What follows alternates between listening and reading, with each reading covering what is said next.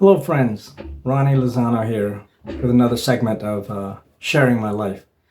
Um, I said last time I feel that I'm on the last third of my life, so I'm at the point where I'm sharing chapters, reviewing them. I'm not part of that engaging conversation anymore, interaction with my marriage. I'm outside looking in this time. I'd like to share my perspectives. Hopefully, you find some kind of meaning out of this.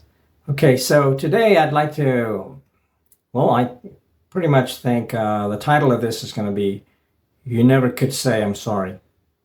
And really, what I'm focusing on is just words that should be spoken in a marriage, And I want to start out by saying, have you heard that saying that the smallest element, the smallest part of a plane plays a huge role in controlling that airplane, and it's the rudder.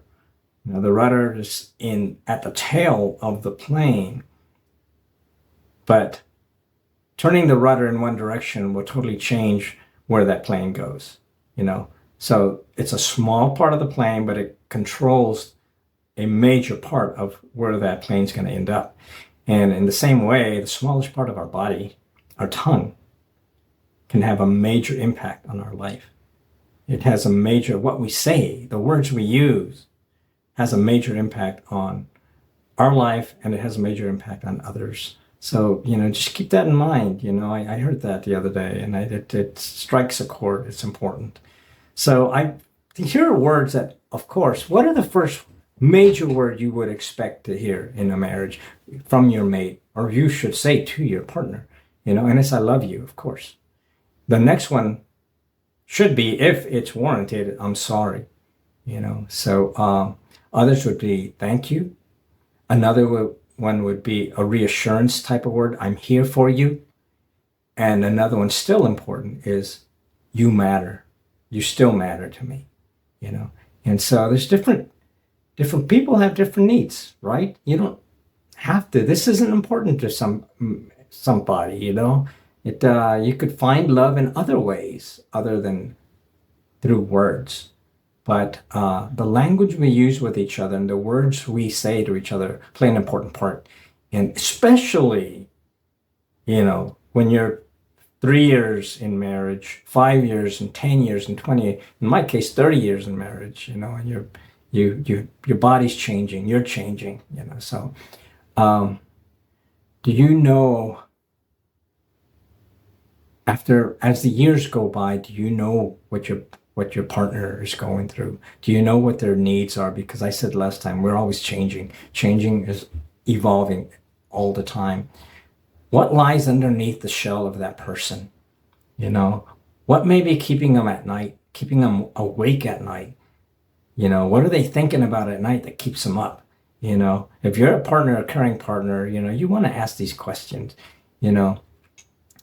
I think of, different people are like plants, Some plants require direct sun all the time. Some plants require moderate sun. Some plants require all shade, and we're all made up differently, So you just have to know your partner and your wife. And, as a wife and a husband, you may have different needs,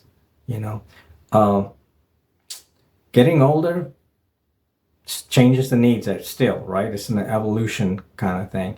Saying I love you all the time sometimes may lose its meaning. So there's some people say I love you to everybody. I love you. I love you. I love you. And, you can't just say the words without meaning, So I'm not saying, you can't be that politician that says things just because they want to hear it or they like hearing it. If you say something too many times, it just loses its meaning. Correct. Let me talk to you about my story a little bit. Hopefully there's meaning in that. My story is about support. Okay. I worked 22 years, 8 hours away from my home in a totally different city. Okay. So I'd stay away 4 days. I'd come home 3 days, and during the week I'd be working and your normal schedule, but then I was also staying at my mom's house where I grew up. My mother was then in her 90s. She had Alzheimer's. She had dementia. I was helping my sister in caring for her, so it was an all-night deal as well. Okay.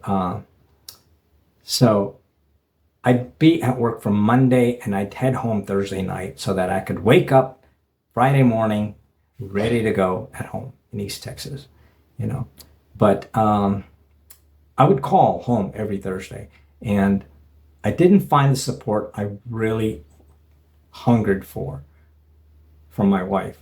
She didn't call. If I would not call home Monday, Tuesday, Wednesday, even if I didn't show up on Friday, I would not get a call from my wife. How do you think that made me feel? And I'm talking about support, sharing support, showing support, expressing that you care, and of course, it didn't make me feel loved, first of all, so I'd go home, especially towards the end, and I would express myself, and these are the words you should not say to your partner when they're trying to express themselves. You shouldn't say, hey, you're exaggerating, or you develop a defensive mode, defensive attitude, and just say, you're just overreacting, Ronnie. You're overreacting, or would just say, hey, this is stupid. This is really stupid, and just, I'm done. I'm not talking about this, So, and again, I'm sharing my life here. And these are words you shouldn't say to your partner because, as the years go by, with this circumstance, you just accept it. If you don't find the answer within your partner, you make up your own answer based on I said last time, who you trust, and you're trusting yourself because you can't trust your partner because there's no discussion, So you find the answer your way, And that's if your partner doesn't allow the discussion and doesn't provide the answer. So my marriage was built around 2 adult children, multiple properties, rental properties, 2 lake houses, And so, in retrospect, when I look over the chapter of my life here, I'm asking myself, I guess, is my marriage 100% asset? Is there any love in my marriage towards the end? Is it all about properties and rentals and money? Status, So within 30 days, 30 years, you're asking yourself, is there love in this marriage? And I spoke about time already. When you're spending 10 years with someone and have doubt, 25 years with someone and have doubt, you can't get the time back. So you want to be open. You want to discuss it. You want to be with somebody that's meaningful. You don't want to be on the wrong path because, you just sacrificed your life there. That's the way I felt. So, I think, at that point, considered my marriage an investment, leaving out the human component. This is an investment. I have everything built around this. I have 2 daughters. I have a family, homes, rentals. I don't want to screw this up. I guess love isn't for me. I guess we're going to grow old, and one of us is going to end up in a nursing home sooner or later, So, but going back and remembering as we started when I first got this job away from home, the first 1 to 3 years, when I'd open the door and go home, I'd had a little one jump into my arms, And it's like she'd wrap her legs around me and she was happy to see me and everything. You could feel the love. You could feel the welcoming. It was great. You worked hard and you felt like, hey, you did your job, and this is worth it. But the last 5 years, and now we're talking, my kids are in their 20s, it was a totally different situation. I'd be I wouldn't knock at the door. I'd be trying to open the door. I'd have briefcase, bags. It could be raining. And I'd open the door and two adult children, one wife, were sitting with each other in the couch in the den and wouldn't even look up when I'd come in. They wouldn't look up. They would engage in this very interesting conversation, and Dad would walk right by them. And there wasn't even a hello unless I said, hello. And that just sent a huge message to me is, nobody's going to get up and unlock the door for you. Nobody's going to open the door for you, and nobody's going to welcome you home. Okay. There was a huge distance between myself and the entire family, and things just kept going on. The next day was filled with things. I actually had a list of things to do with rentals. I'd fix this, fix that. My Fridays and Saturdays would be involved in fixing, maintenance, So I need to say these are all historical homes. The home we lived in was over 100 years old. It was built in 1867. And so these are all high maintenance homes. And two of them are rentals. Apartments behind that are rentals. And so everything, that was my job at home. So, however, also at that time, we never ate together. We ate at separate times, Everybody had something to do. We ate separate times. We ate separately. If we did eat together, we'd be sitting on the floor at the den with our focus on TV, on a movie, on something. Okay, I hate to say this. Even on Thanksgiving, we ate paper plates, watching TV. Okay, that was at least the last 3 years of this marriage. Okay, the oldest was on her laptop forever, and so we didn't really have an interest in each other. Okay, the family unit was not there; it was torn apart for some reason. I call this the don't ask, don't tell. This was a don't ask, don't tell part of my marriage. Nobody cared what you did. They wouldn't ask, and you wouldn't say anything, and you just lived your life in the same house. Okay, so what's missing in the life? Well, it was love for sure. It was interest in each other. It was caring, and dare I say that God was nowhere in the picture.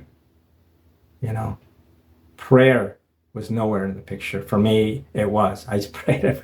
I grew up saying the Our Father. I mean, that was just, should I say, habit? And I still do right now. But there was no faith. It was lacking. Okay.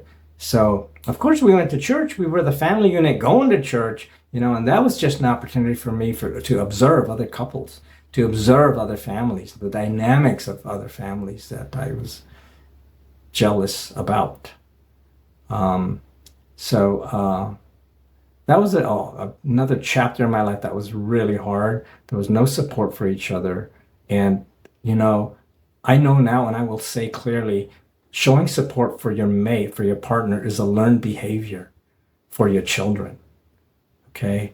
They learn how to respect if you respect each other. They learn how to love if you love each other. They learn how to support each other if you support each other. Otherwise, it's a learned behavior, and they could learn something very negatively. I want to talk about three major things. I call them heartbreaking flagships that showed no support for me during my marriage. And I don't know, you might find meaning in this. The lack of support from my wife grew into the kids, as this is norm. Okay. The personality or attitude, the demeanor towards me grew from my wife to my kids as a norm. Okay. And this is exactly the way I saw her treat her dad when we would go to her mom and dad's house. I would text the dad saying, we're almost there. When we drive into the driveway, he'd be standing by the gate, and open eyes, open arms. My ex-wife, would get out of the car. He was standing right by the gate where she had to walk through. I can see a hug coming, and she would walk right by him, and I could see disappointment in his eyes, hurt in his eyes. Of course, I'd come in after her with bags and stuff, and how you doing? And if she did say something, her words would be, where's mom? And walk right by him into the kitchen. And so I saw this kind of thing creep up on me too with my kids, So at church, we'd go to church. But at church, we would all sit together. We'd all go to service, but then there would also be Bible school, Sunday school, Bible school.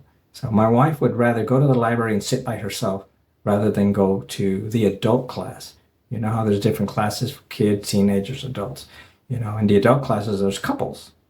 Well, Ronnie sat by himself because even though they asked where she was, I'd say she's in the library. And for some reason, not once did she want to sit with me there. And I feel that because it shows that you're a couple.